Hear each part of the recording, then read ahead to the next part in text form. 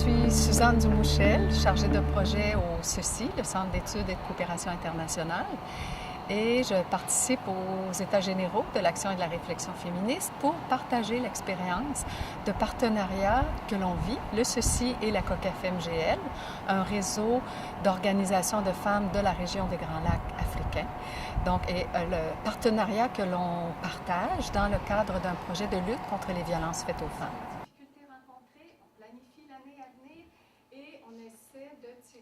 Aujourd'hui, je présente un atelier sur l'expérience de partenariat entre le CECI et la COCAFEM-GL. Je vais présenter le travail que fait la COCAFEM-GL, un réseau de 11 collectifs de 3 pays, le travail que la COCAFEM fait de lutte contre les violences faites aux femmes dans la région des Grands Lacs, son travail de communication, de plaidoyer, son travail de sensibilisation et son travail de coordination des intervenants en matière de services rendus aux victimes survivantes de violences sexuelles et basées sur le genre. Les besoins d'appui de notre partenaire étaient à différents niveaux.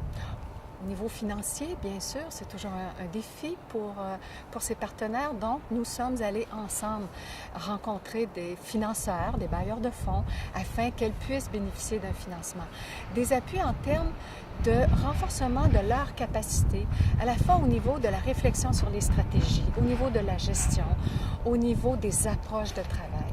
Notre réseau partenaire est renforcé aujourd'hui, après quelques années, de différentes manières.